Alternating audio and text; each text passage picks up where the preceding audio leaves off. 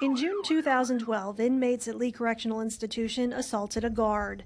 3 months later, inmates at another dorm attacked another guard and held him hostage. Since then, the atmosphere in some parts of the maximum security prison has changed. I know there's been no turnaround. I wouldn't have let you walk across this yard 19 months ago. Director of Programs Mike McCall says the same inmates who caused the trouble in 2012 are still there. The population's still the same. They're just being treated differently. They're still the same inmates, same men that were here 19 months ago. We are doing differently. We manage things and being out and about, listening to them, seeing what's going on in the institution. One of the innovations is a character dorm where the men live in trust of one another with their cells unlocked. An unorthodox concept for a prison that houses convicted murderers and violent offenders. Treating them like a man, treating them like a human being, letting them know that I'm going to do the right thing by you, you better do the right thing. As part of the transformation, McCall brought the Healing Species program to the character dorm 4 months ago. The program has been successful at Perry Correctional Institution for 4 years. I never thought in 27 years at a level 3 institution we would have dogs in here. The success that the inmates have opened their heart and arms to these animals. The staff have opened their heart and arms to these animals. We're together a team here. Healing Species was founded by Orangeburg attorney Cherry Thompson, who started the program for at-risk children. It spread to schools throughout South Carolina and 4 other states. Then it expanded into South Carolina prisons. Just like the inmates, the dogs had no hope. Some could not be adopted because they were so badly abused and had behavioral problems. Most of these dogs are dogs that everyone had given up on. And sometimes the inmates can relate and feel the same way, that maybe they were someone that everyone else in society had given up on. She was abused real bad. She was real scared, said a Somerville inmate about his dog Maggie.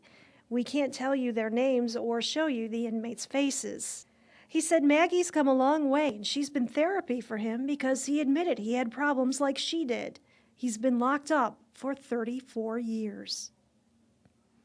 This little dog has had a hard life, and she trusts me, he says. These inmates know how to nurture these dogs and care for these dogs and bring out the best in the dogs. So far, 5 dogs have been rehabilitated and adopted into loving homes.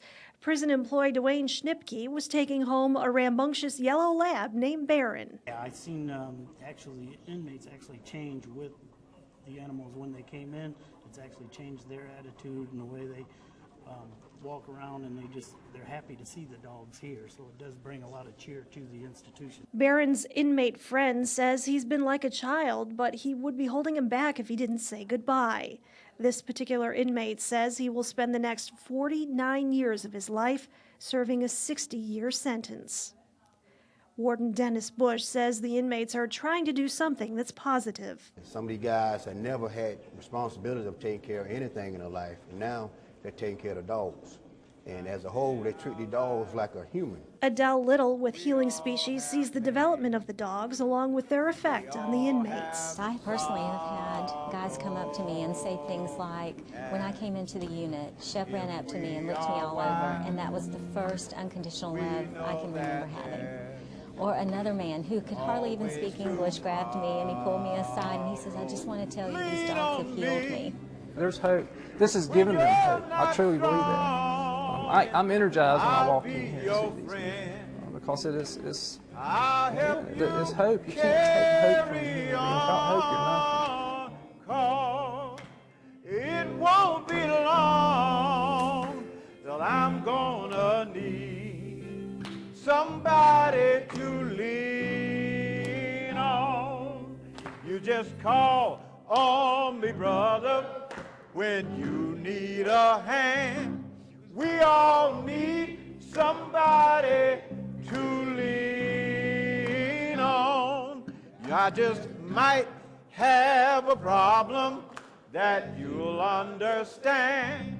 We all need somebody to lean on. Lean on me when you're not strong, and I'll be your friend. I'll help you carry on, 'cause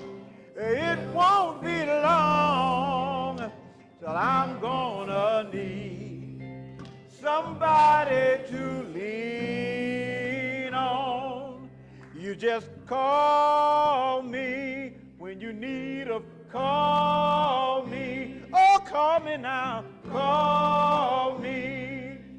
You just call me.